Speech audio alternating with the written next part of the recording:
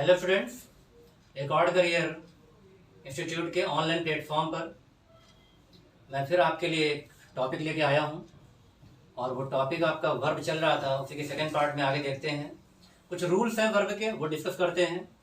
और टेंस को thoroughly discuss न करते हुए ऐसे रूल्स आपको बताना चाहता हूं जिनसे आप तुरंत कॉम्पिटिशन में spotting error, fill in the blank, sentence improvement आप कर पाओगे। और कुछ क्लू वर्ड हैं जो आपको बताऊंगा। तो हम लोग देखते हैं आज टेंस। अगर हम टेंस की बात करते हैं तो टेंस की दो मीनिंग आती हैं। तो टेंस आता है आपका ग्रामर में, काल या समय की बात हो रही होती है।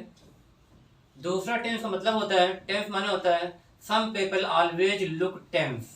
कुछ लोग हमेशा टेंस दिखते हैं, यू नो। जैसे आप पढ़ते हो फिजिक्स में तो टेंस से बन जाता है टेंशन, और टेंशन का मतलब होता है स्ट्रेस। जब खिंचाव या तनाव होता है उस कॉन्टेक्स्ट में आप कहते हो कि लुकिंग टेंस या बहुत टेंशन में है, तो वो अलग वर्ड हो जाता है। स्पेलिंग वही है, लेकिन यहाँ पर हम लोग काल या समय की बात कर रहे हैं। जब डिवाइड करते हैं, इसको कैटेगराइज करते हैं, तो टाइम को 3 पार्ट में डिवाइड किया गया है: present, past and future. Present tense, past tense और फ्यूचर टेंस। प्रेजेंट टेंस को भी फर्दर डिवाइड किया गया 4 में, और पास्ट टेंस, फ्यूचर को भी 4 पार्ट में डिवाइड किया गया है। तो फर्दर इनको डिवाइड करते हैं तो पहला आता है इंडेफिनिट, और इंडेफिनिट का मतलब होता है सिंपल भी कह सकते हो, सिंपल प्रेजेंट या फिर प्रेजेंट इंडेफिनिट। सेकंड आता है कॉन्टिन्यूअस। यू नो कॉन्टिन्यूअस कहाँ से आता है? कॉन्टिन्यू से आता है, कॉन्टिन्यूटी से आता है। नाउन में कॉन्टिन्यूटी होता है, कॉन्टिन्यू वर्ब है, कॉन्टिन्यूअस एडजेक्टिव है। इसका मतलब होता है कि जब काम एक्शन चल रहा होता है तो वहां पर हम कॉन्टिन्यूअस या प्रोग्रेसिव टेंस का इस्तेमाल करते हैं। इसको आप प्रोग्रेसिव भी कह सकते हो। अगर इसको हम रिलेट करें, जहां पर एक्शन प्रोग्रेस में रहता है या जारी रहता है, तो इसको लिख सकते हो कॉन्टिन्यूअस और प्रोग्रेसिव। थर्ड आता है perfect. You know perfect, perfect से परफेक्शन बनता है, नाउन में बना दो परफेक्शन। परफेक्ट का एंटोनिम इम्परफेक्ट होता है। और परफेक्ट के साथ एक चीज याद रखना कि जब भी परफेक्ट का इस्तेमाल होता है सेंटेंस में, तो इनके पहले मोर या मोस्ट का इस्तेमाल नहीं करोगे।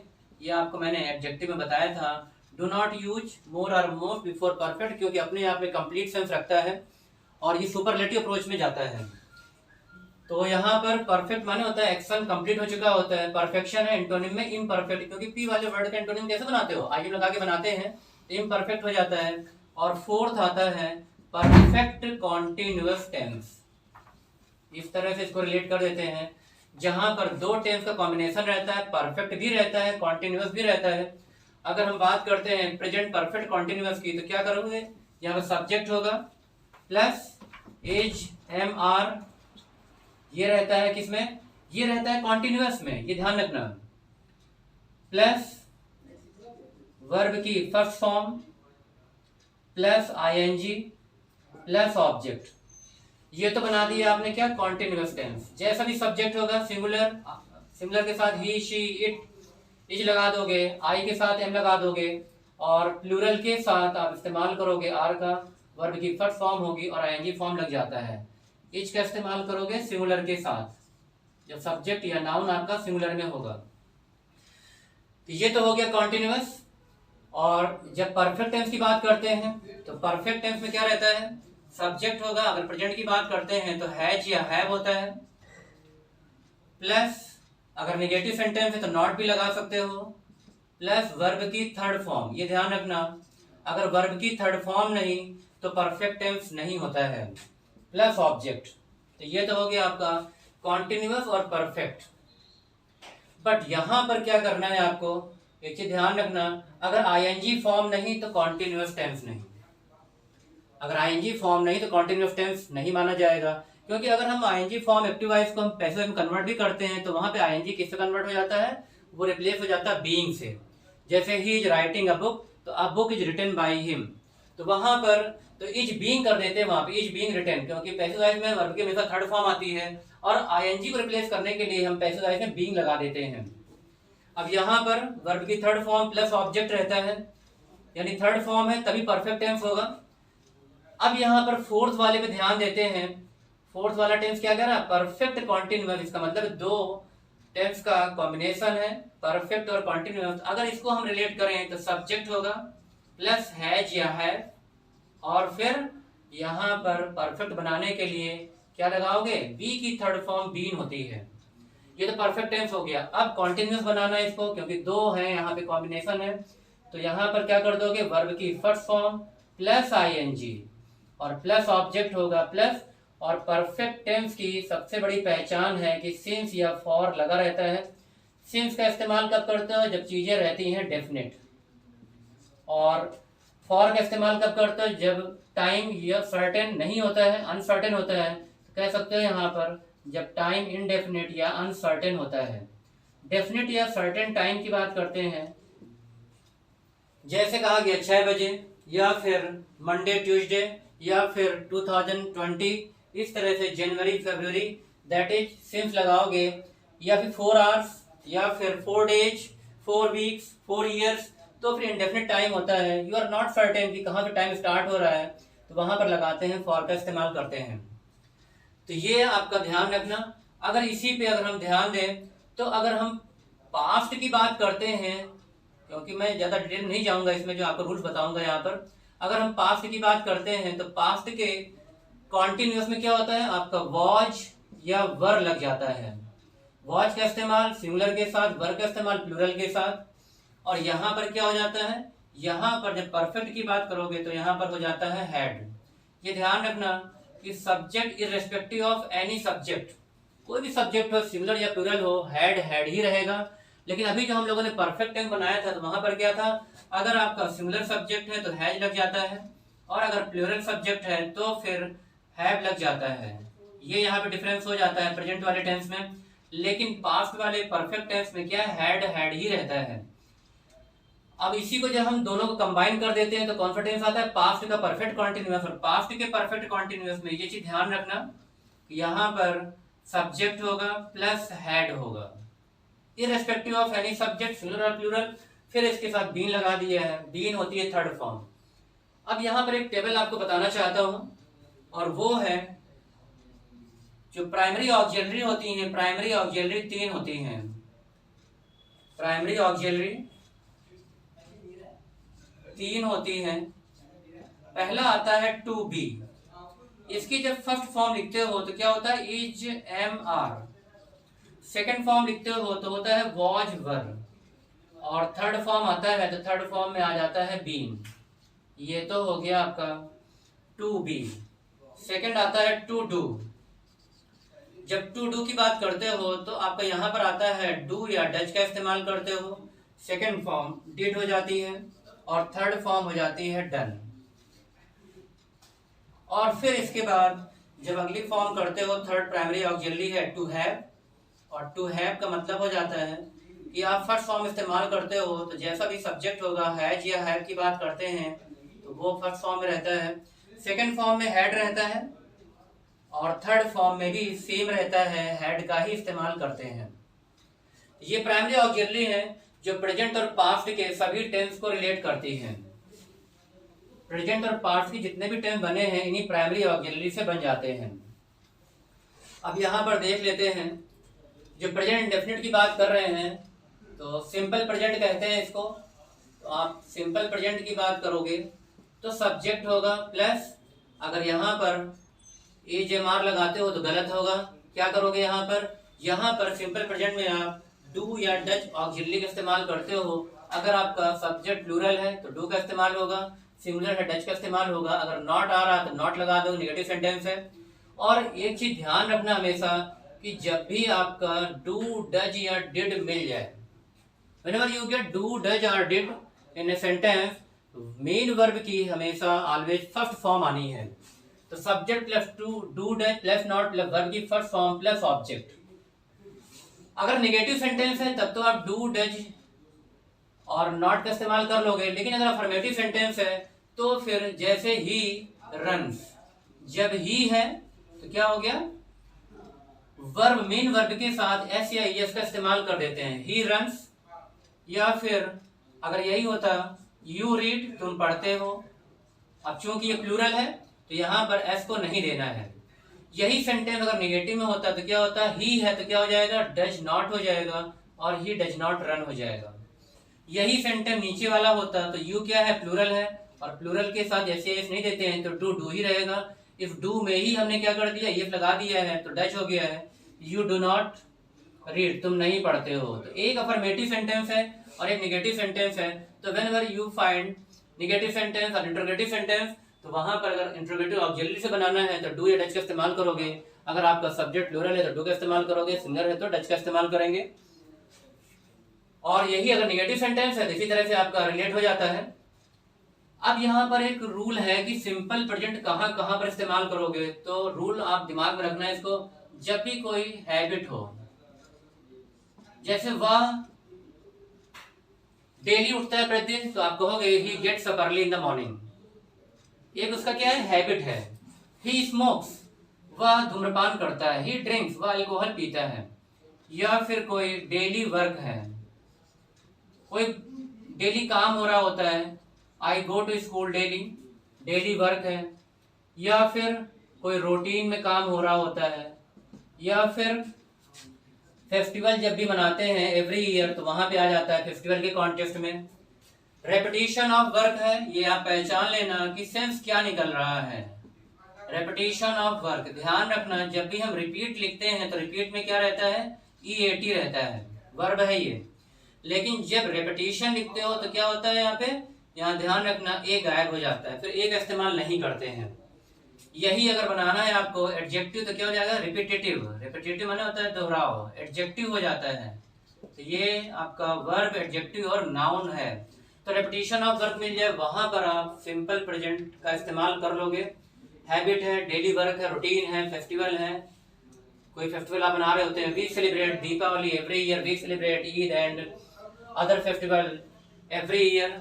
तो ये तो हो गया आपका, यहाँ पर ये आपके हिंट हो गया कि सेंटेंस में ये सेंस आना चाहिए। फिर इसके बाद लगता क्या है, इसमें ऑलवेज का इस्तेमाल कर सकते हो, ऑलवेज है, नेवर, या फिर डेली, ये काम डेली हो रहा है।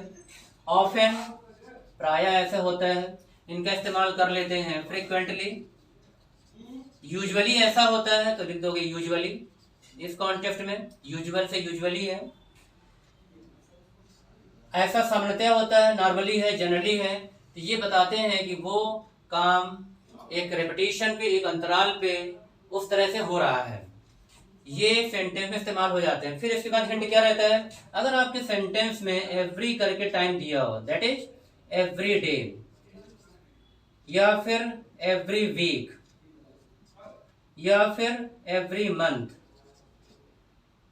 एवरी मॉर्निंग, मॉर्निंग लगा सकते हो, या फिर एवरी इवनिंग लगा सकते हो, हर शाम में ऐसा होता है।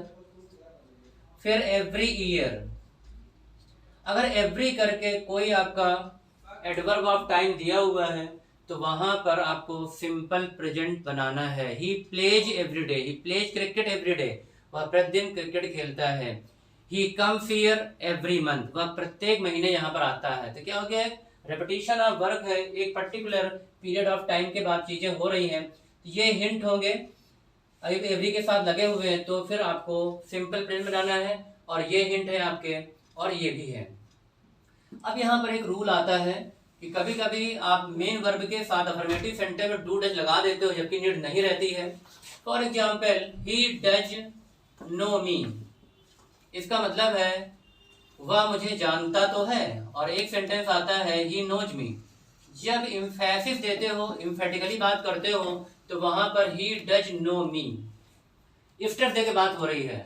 और नीचे वाले सेंटेंस में क्या है, एक जनरल बात हो रही है कि मैं उसे जानता हूं या वह मुझे जानता है, तो ही नोज मी। अब यहाँ पर अगर इसका पैसिव वॉइस बनाते हो तो पैसिव वॉइस में क्या करोगे, पैसिव वॉइस में इस सेंटेंस को बना देते हैं। तो कैसे बनेगा, आई एम नोन, और नोन बाय लिखा होगा, आपका सेंटेंस रॉन्ग होगा। सेंटेंस इंप्रूवमेंट में ऐसा कर सकते हो आप, I am known to him. कुछ हाई फ्रिक्वेंसी प्रीपोजिशन होते हैं जिनके बाद आपको फिर पैसिव वॉइस बनाने में बाय नहीं देना है, बी केयरफुल, तो नोन टू लेना है। अब इसमें ध्यान रखना कि he does know me, it means है कि वह मुझे जानता तो है, अच्छी तरह से जानता है, और ही नोज मी इसका मतलब मुझे जानता है, ये डिफरेंस रहता है। और यही सेंटेंस अगर सब्जेक्ट में प्लूरल होता, I do support Indian army, मैं बहुत सपोर्ट करता हूं इंडियन आर्मी को, नेशनलिस्टिक फीलिंग है मेरे अंदर। और यही होता है अगला सेंटेंस है आई सपोर्ट इंडियन आर्मी। दोनों सेंटेंस करेक्ट है, कोई मिस्टेक नहीं है इनमें, ग्रामेटिकल मिस्टेक नहीं है।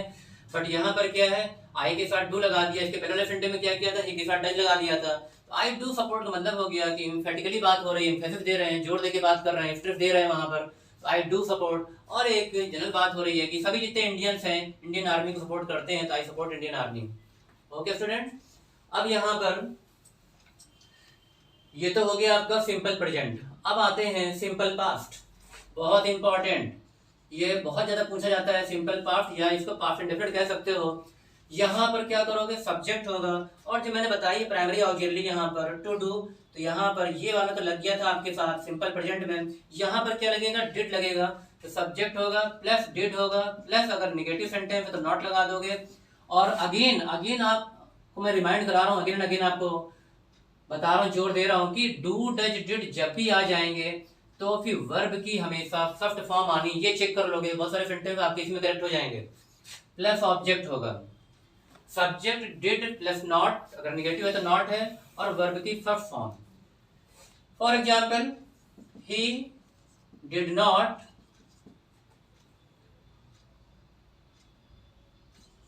हेल्प मी, इस सेंटेंस को देखते हैं। ही के साथ डिड लग गया, irrespective of any subject, subject कोई भी हो आपका, सिंगुलर या प्लूरल हो। अभी क्या किया था हम लोगों ने सिंपल प्रेजेंट में, अगर सिंगुलर था डज लगा रहे थे, प्लूरल था तो आप वहां पे डू लगा रहे थे, या फिर अगर निगेटिव नहीं था तो वहां पर क्या था कि मेन वर्ब के साथ एस या एफ दे देते हैं अगर सिंगुलर सब्जेक्ट होता है, और अगर प्लूरल सब्जेक्ट होता है तो वहां पर आप मेन वर्ब के साथ एस या एस नहीं देते थे। यहाँ पर क्या है, कोई भी सब्जेक्ट हो, ही हो या फिर यू हो, ये आपके सेम रहता है, डिड ही रहेगा। और ध्यान रखना अगर यहाँ पे हेल्प लिखा होगा तो रॉन्ग होगा, वो गलत होगा। अब इस सेंटेंस अगर पैसा में कन्वर्ट किया जाए तो मी को क्या कर दोगे, आई कर दोगे। आई क्या लेता है, वर्ब नहीं लेता, वॉज लेता है, तो आई वॉज नॉट। और पैसिव वॉइस की पहचान होती है मेन वर्ब की हमेशा थर्ड फॉर्म आनी चाहिए, अगर मेन वर्ब की थर्ड फॉर्म नहीं तो क्या है, पैसिव वॉइस नहीं बना हुआ है, वो मीनिंग नहीं बदलनी चाहिए। आई वॉज नॉट हेल्प्ड और बाई हिम कर दोगे या फिर बाई यू कर दोगे, जैसा भी केस होगा, जो भी सब्जेक्ट आप लेना चाह रहे हो वहां पे वो ऑब्जेक्टिव फॉर्म में आ जाएगा, बाई करके लग जाएगा। अब यहाँ पर ये ध्यान दोगे कि कहाँ पे लगाओगे आप। अभी बताया मैंने आपको सिंपल प्रेजेंट में कि वहां पर आपका रेपिटेशन है, हैबिट है या फेस्टिवल है, कोई चीज आप रेपिटेटिव कर रहे होते हैं या फिर रूटीन वर्क होता है, तो वहां पर तो सिंपल प्रेजेंट लगा देते हैं। लेकिन सिंपल पास्ट की क्या आप कैसे पहचान करोगे कि कैसे सिंपल पास्ट लगाना है, तो फिर आप ये वर्ड कुछ याद कर लेना, यस्टरडे, जहां भी मिल जाए यस्टरडे, फिर लास्ट करके टाइम मिल जाए, लास्ट का मतलब हो गया लास्ट इवनिंग, लास्ट नाइट। जैसा भी बताया था आपको नहीं कि सिंपल प्रेजेंट में क्या था, every morning, every evening, every day, every week, every month, every year. अब वहां पर क्या है, यहाँ पर लास्ट लिखा होगा, लास्ट इवनिंग, लास्ट नाइट, या फिर आप कह सकते हो लास्ट वीक, पिछले सप्ताह, या फिर पिछले महीने तो लास्ट मंथ है, या फिर लास्ट ईयर है, ये क्लू है। या फिर बिफोर या एगो करके टाइम दिया रहता है, वहां पर भी आप किसका इस्तेमाल करोगे, वहां पर भी सिंपल पास्ट का इस्तेमाल होगा। या फिर पर्टिकुलर टाइम दिया हो, जैसे आपने कहा कि कोरोना दिसंबर 2019 में आया था, तो वहां पे लिखोगे कोरोना केम इनटू एग्जिस्टेंस, तो केम आ रहा वहां पे क्या आ रहा है, सिंपल पास्ट में आ रहा है। तो पर्टिकुलर टाइम अगर दिया हुआ है, जैसे कोई कहता है कि मैंने 2000 या 2021 में इंटरमीडिएट पास किया, तो क्या लिखोगे, आई पास इंटरमीडिएट इन 2021 या 20, जैसा भी केस होगा, पर्टिकुलर टाइम के साथ भी आप किसका इस्तेमाल करोगे, वहां पर सिंपल पास्ट का इस्तेमाल होगा। ये मत कर देना कि आप वहां पर प्रेजेंट का परफेक्ट कर दो, गलत हो जाएगा सेंटेंस। ये क्लू याद होने चाहिए। वह पिछले सप्ताह आया मुझसे मिलने, तो ही केम टू मीट मी, और लास्ट वीक, क्योंकि लास्ट लिखा हुआ है। बी केयरफुल, ये ध्यान रखना, यस्टरडे दिमाग में बैठा लेना, yesterday, last evening, last night, last week, last month, last करके टाइम दिया हो या बिफोर या एगो करके टाइम दिया हो। जैसे आपने कहा कि 3 ईयर्स एगो कोरोना आया, तो क्या लिखोगे यहाँ पर? आप लिखोगे कोविड, या कोविड को पैंडेमिक कहा गया है, बता चुका हूं पहले भी, पेन मैंने ऑल है वर्ल्ड वाइड और गारंटी दीजिए। तो कोविड केम इनटू एग्जिस्टेंस, आया, पूरी दुनिया में फैल गया, और कब आया? 2 ईयर्स एगो। लॉन्ग टाइम के लिए आप एगो का इस्तेमाल कर लेते हो, तो यहां पर क्या हो गया? 2 ईयर्स, और एगो लिखा हुआ, एगो का मतलब ये है आपका कि सिंपल पास्ट बनेगा। अगर यहां पे आपने कर दिया हैज कम, फुल्ली गलत हो जाएगा सेंटेंस, इसलिए ध्यान रखोगे। ये अगर हिंट दिए हुए हैं तो इस तरह से करोगे। अब अगला सेंटेंस देखते हैं हम लोग, इसमें क्या है? इसी तरह से जैसे अभी हम लोगों ने किया था, डू डच के साथ मेन वर्ब की थर्ड फॉर्म लगा दी थी, लेकिन वहां पर क्या था? वहां पर एम्फेटिकली बात कर रहे थे। अगर पास्ट में एम्फेटिकली बात करना हो तो क्या होगा? He did support me. देखें यहां पर डू डच डिड जब भी लग जाए मेन वर्ब की फर्स्ट फॉर्म आनी है। ओके, अब अगला सेंटेंस बना दो, he supported me. Actually affirmative sentence बना रहे हो, यहां पर कोई नीड नहीं थी आपको डिड के साथ सपोर्ट लगाने की, लेकिन दोनों सेंटेंस राइट है ग्रामेटिकली। और यहाँ पर क्या है? एम्फेटिकली बात कर रहे हैं, एम्फेसिस देके बात कर रहे हैं। तो ही डिड सपोर्ट मी, मेरा सपोर्ट करता तो था, किया तो था उसने, और नीचे वाला क्या है? उसने मेरा सपोर्ट किया। तो ये आपको जब एम्फेटिकली बात करते हो तो डू डच डिड का इस्तेमाल आप अफर्मेटिव सेंटेंस मेन वर्ब के साथ कर लेते हो। ओके, अब इसके बाद यहां पर कुछ रूल में आ जाता हूं आपके साथ, और वो रूल क्या है? अगर आपने, क्योंकि अननेसेसरी आपको यहाँ पर डिस्कस करना ठीक नहीं है, जिससे आपका एग्जाम क्रैक हो जाए वो आपको रूल बताता हूँ। क्योंकि टेंस, क्योंकि एकेडमिक आपको नहीं, आपको all India UPSC competition, NDA है, एयरफोर्स है, या सीडीएस है, एफकैट है, वो आपको क्रैक करने हैं। तो मैं उसी तरह से आपको रूल बता रहा हूँ कि जहां पर चीजें आप पिन पॉइंटेड पकड़ लोगे। अब यहाँ पर देखो, अगर बिफोर से 2 सेंटेंस हमने ज्वाइन किए हैं पास्ट में, if 2 sentences are joined by using before in past tense, तो क्या करना है? बिफोर के पहले वाला हमेशा पास्ट के परफेक्ट में रहेगा, इस चीज को ध्यान रखना, और बिफोर के बाद वाला सिंपल पास्ट में रहेगा। ये रूल है, नोट कर लोगे इसको। अगर यही सेंटेंस आपका क्या हो जाए? आफ्टर से जुड़ जाए, तो अपोजिट हो जाता है। आफ्टर के पहले वाला सिंपल पास्ट में हो जाएगा, और आफ्टर के बाद वाला पास्ट के परफेक्ट में हो जाएगा। बहुत केयरफुली देखें इस रूल को। पहले वाला कंडीशन इस्तेमाल कर लो, और इसको याद रख लो दिमाग में कि अगर बिफोर से 2 सेंटेंस हमने पास्ट में ज्वाइन किए हैं, तो बिफोर के पहले वाला क्या होगा? बिफोर के पहले वाला हमेशा पास्ट के परफेक्ट में जाएगा, और बिफोर के बाद वाला सिंपल पास्ट में। अगला रूल आता है कि सिंस के बाद हमेशा सेंटेंस अगर आता है तो किसमें होता है? सिंपल पास्ट में होता है, क्योंकि सिंस का मतलब होता है एक पर्टिकुलर टाइम को रिलेट करता है, डेफिनेट टाइम को शो करता है, और जब टाइम डेफिनेट हो जाता है तो फिर वहां पर आपको सिंपल पास्ट देना है। देख लेते हैं इनको sentence.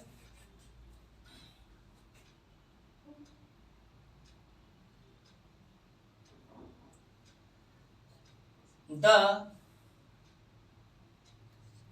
USA had withdrawn, America ने विड्रॉन कर दिया था, ड्रॉन।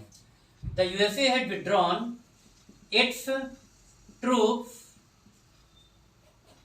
from अफगानिस्तान। अफगानिस्तान से यूएसए ने अपने ट्रूप्स क्या कर दिए? खींच लिए, विड्रॉ कर लिए from Afghanistan before Taliban captured Kabul.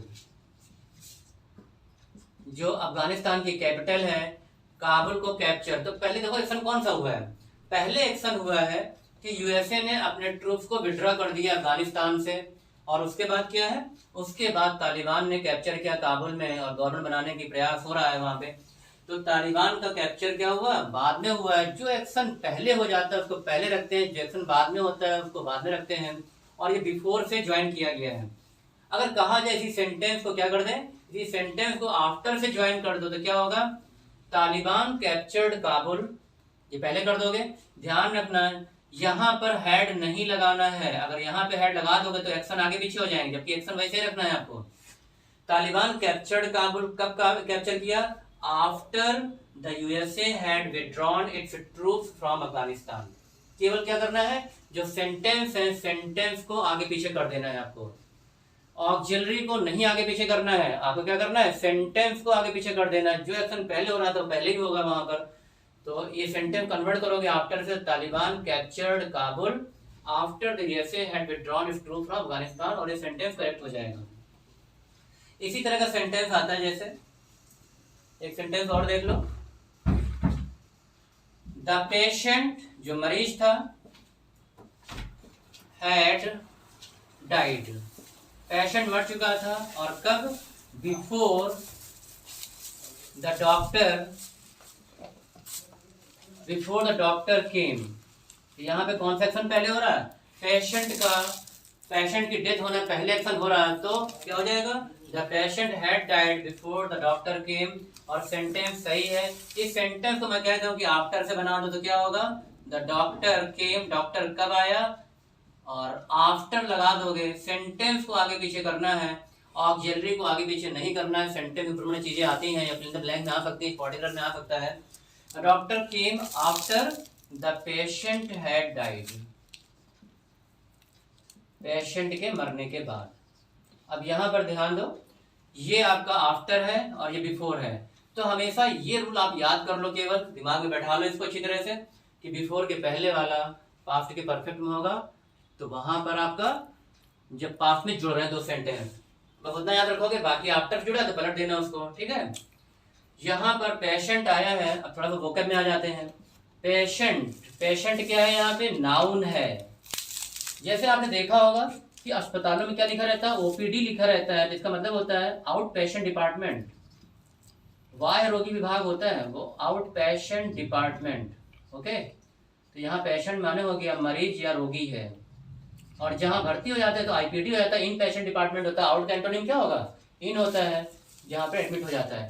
तो पेशेंट नाउन हो गया, यहाँ पर क्या होता है, ये मरीज है या रोगी है। लेकिन यहाँ पर अगर पेशेंट, बहुत सारे लोग होते हैं, क्या होते हैं, वो पेशेंट होते हैं, चीजों को पेशेंटली करते हैं, पेशेंटली सुनते हैं, तब ये पेशेंट क्या है, तब ये एडजेक्टिव है।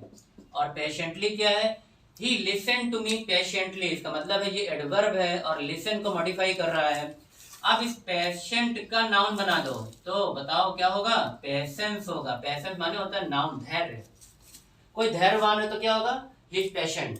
और अधीर हो रहा है, धैर्य खो रहा है, उसको खाने को नहीं मिल रहा उसको, तो क्या है, फिर वहां पर क्या होता है, वो अधीर हो रहा होता है, चीजों को चाह रहा होता है, मिल जाए मुझे कुछ खाने पीने को, तो वहां तो होता है इम्पेशेंट। इम्पेशेंट माने होता है अधीर हो रहा है, लॉसिंग पेशेंट। क्योंकि पी वाले एंटोनिम कैसे बनाते हो, आई एम करके बनाते हैं, पॉसिबल, इम्पॉसिबल, पार्शियल, इम्पार्शियल, इस तरह रिलेट कर देते हैं। तो ये तो हो गया आपका कौन सा रूल, बिफोर वाला। इसके बाद देखो यहाँ पर सिंस वाला रूल देख लेते हैं। अगर सिंस से आपने जोड़ा है सेंटेंस, तो सिंस के बाद वाला सेंटेंस हमेशा सिंपल पास्ट में चलेगा। आपने कहा 2 years बीत चुके हैं, हैव पास्ड। यहां पर ये ध्यान रखना कि सिंस के पहले आप सेंटेंस प्रेजेंट के परफेक्ट में या पास्ट के परफेक्ट में रख सकते हो, लेकिन सिंस के बाद हमेशा, बी केयरफुल, ध्यान देना चीज को, सिंस के बाद वाला हमेशा सिंपल पास्ट में रहता है। 2 years हैव पास्ड, और सिंस कोविड केम, 2 साल बीत चुके हैं कोविड जब से आया है। तो यहाँ पर क्या हो गया, सिंस के बाद वाला हमेशा, अगर यहाँ पर होता हैज कम तो गलत होता सेंटेंस, हैज कम नहीं होगा। ये इस चीज को ध्यान रखोगे अच्छी तरह से। इसके बाद एक आता है आपका सेंटेंस होता है हैज हैड और हैव हैड। ये बन जाता है हैज हैड, हैव हैड और हैड हैड। ये सेंटेंस में आ जाते हैं समटाइम। हैज हैड का मतलब है ये सेंटेंस किसमें है, प्रेजेंट के परफेक्ट में है, क्योंकि हैज क्या है, हैज यहाँ पर ऑक्सिलरी है जो कि ये वाली है आपका टू हैव का है, हैज हैव, और ये भी आपका प्रेजेंट परफेक्ट टेंस है। अगर सब्जेक्ट आपका प्लूरल है, I have had, he has had nice time, बहुत अच्छा टाइम उसने व्यतीत किया। और यहाँ पर I have had a good lunch, बहुत अच्छा लंच मैंने किया है, बहुत सम्चुअस था, लजीज था, बहुत ज़्यादा टेस्टी था, टूथसम था। तो यहाँ पर I have had a good lunch, यहाँ पर he has had a nice time, और यू हैड हैड, इस तरह से अ गुड एक्सपीरियंस या टाइम। तो जब भी हैज हैड, हैव हैड या हैड हैड रहते हैं तो इसका मतलब है जो पहले वाले हैं वो ऑक्सिलरी को शो कर रहे होते हैं, और जो दूसरा वाला हैड है वो कौन है, वो ये हैड है, वो थर्ड फॉर्म है। इस चीज को ध्यान रखोगे, क्योंकि टू हैव का सेकंड फॉर्म क्या होता है, हैड होता है और हैड होता है। इस चीज को बहुत अच्छी तरह समझ लीजिए आप। सेंटेंस करेक्ट है, और has had, have had, had had का मतलब है चीजों का एक्सपीरियंस करना या फिर एहसास कर रहे होते हैं, फील कर रहे होते हैं, उस कॉन्टेक्स्ट में इसका इस्तेमाल कर देते हैं और सेंटेंस करेक्ट होता है।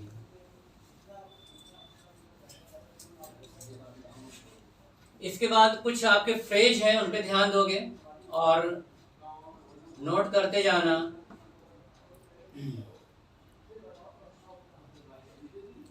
Look forward to, look forward to, ठीक है, विथ अ व्यू टू, इस चीज के मद्देनजर रखते हुए। When it comes to, when it comes to, इसके बाद है एडिक्टेड टू, हैबिचुएटेड टू, और क्या है इसमें, look forward to, with a view to, when it comes to, और एडिक्टेड टू, हैबिचुएटेड टू, और इन एडिशन टू। ये फ्रेज हमेशा ध्यान रखना। अगर ये लिखे हैं तो क्या चेक करोगे, टू के बाद हमेशा क्या आएगा, जीरंड आएगा। इस चीज को ध्यान रखोगे। जीरंड का मतलब क्या हो गया, वर्ब की फर्स्ट फॉर्म आईएनजी के साथ, और कैसे फंक्शन होता है, इसका नाउन की तरह रहता है। For example, look forward, I am looking forward to meet you, नहीं, ध्यान रखना, टू मीटिंग यू सून, मैं जल्दी ही तुमसे मिलने की सोच रहा हूं। तो यहाँ पर आई एम लुकिंग फॉरवर्ड, इसको रिलेट कर लो, आई एम और आईएनजी लगा दो यहाँ पर, I am looking forward to meeting you soon. With a view to playing, when it comes to dancing, जब डांसिंग की बात आती है, when it comes to singing, she is perfect. तो जब भी ये टू लिखे हैं तो don't think it to infinitive और इसके बाद हमेशा आईएनजी फॉर्म आएगा, ऐसा नहीं होगा। यहाँ पर आईएनजी का इस्तेमाल करोगे, इन्फिनेटिव या वर्ब की फर्स्ट फॉर्म लिखी होगी उसका इस्तेमाल नहीं करोगे, ये ध्यान रखना। वर्ब की फर्स्ट फॉर्म का इस्तेमाल नहीं होगा, जीरंड होगा। ये आपके कुछ फ्रेज हैं, इनको आप नोट कर लेना।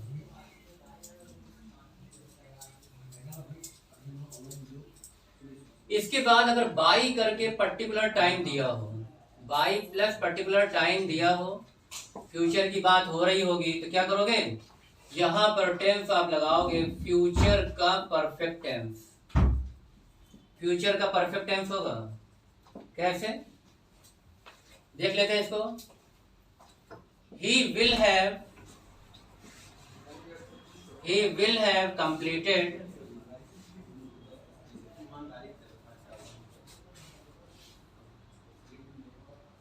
Three years in this company और by 2022, 2022 बाई करके पर्टिकुलर टाइम दिया हुआ है, तो वहां पर क्या होगा, विल हैव कंप्लीटेड, फ्यूचर का परफेक्ट टाइम चलेगा। इस चीज को ध्यान रखोगे, by plus particular time, future का परफेक्ट टाइम लगा देना है। इसके बाद सम टाइम्स आपका सिंस या फॉर करके टाइम दिया रहता है, और टेंस कैसा रहता है, वो टेंस रहता है आपका केवल कॉन्टिन्यूअस में, परफेक्ट कॉन्टिन्यूअस में नहीं रहता है। कुछ देखते हैं इसके एग्जांपल। ही इज प्लेइंग, वह खेल रहा है फुटबॉल, और यहाँ पे लिख दिया सिंस 3 आवर्स, 3 घंटे से खेल रहा है। पहली बात तो यहाँ पर क्या है, 3 hours that is indefinite uncertain time है, तो सिंस नहीं लगेगा, फॉर लगेगा। ओके, अब यहाँ पे क्या करना है, अब ये आपका क्या है, सिंपल कॉन्टिन्यूअस हो गया है, और हमें जब सिंस और फॉर लगा होता है तो इस चीज को ध्यान रखोगे कि क्या करोगे, परफेक्ट कॉन्टिन्यूअस होना चाहिए, तो हैज बीन प्लेइंग। ये मिस्टेक रहती है सेंटेंस इंप्रूवमेंट में। पहली बात तो सिंस का इस्तेमाल डेफिनेट या सर्टेन टाइम के लिए, फॉर का इस्तेमाल इनडेफिनेट या अनसर्टेन टाइम के लिए होता है। और जब सिंस और फॉर लग जाएंगे तो टेंस कैसा होगा, perfect continuous, simple continuous tense नहीं चलेगा, चाहे आपका पास्ट वाला हो, चाहे प्रेजेंट वाला हो, और चाहे फ्यूचर टेंस हो। अब अगला एक रूल आता है जो बताया था मैंने, उसके एग्जाम्पल देख लो जरा। ही डिड नथिंग, उसने कुछ भी नहीं किया, बट टॉक्ड, कुछ भी नहीं किया और सिवाय बात करने के। ध्यान रखो यहाँ पर डिड आ गया है तो यहाँ पर क्या होगा, वर्ब की फर्स्ट फॉर्म आएगी, और बट का मीनिंग क्या है यहाँ पर, सिवाय बात करने के, कुछ भी नहीं किया except talk. Do does did main verb की फर्स्ट फॉर्म। ओके, तो हमारे YouTube चैनल में आप ज़्यादा से ज़्यादा चीज़ों को व्यू करें, क्योंकि आपको अगर कंपटीशन क्रैक करना है तो बहुत इंपॉर्टेंट चीज़ें आपको बताई जा रही हैं हर एक सब्जेक्ट में। और इंग्लिश वाले मैटर में आप ये ध्यान रखना कि पिन पॉइंटेड चीज़ें बताई जा रही हैं जो कि UPSC में और अदर एग्जाम्स में आपको पूछी जाती हैं। तो स्पॉटिंग एरर हो गया, या फिर आपका सेंटेंस इंप्रूवमेंट, या फिल इन द ब्लैंक्स, उसमें चीज़ें आ जाती हैं, ये वर्ब से रिलेटेड, टेंस से रिलेटेड। तो इनको आप ध्यान से करें, और आपका जो भी आपका प्रैक्टिस बुक हो उसको प्रैक्टिस करें, और चीज़ों को एक्यूरेसी मेंटेन करें। तो ज़्यादा से ज़्यादा शेयर करें, और अपने मित्रों को भी जो है ये चीज़ें बताएं। और ऑफलाइन क्लासेज हमारे यहाँ स्टार्ट हो चुकी हैं, और उसके लिए आप यहाँ पर विजिट कर सकते हैं अकॉर्ड करें इंस्टीट्यूट के काकादेव सेंटर पे। ओके, जय हिंद।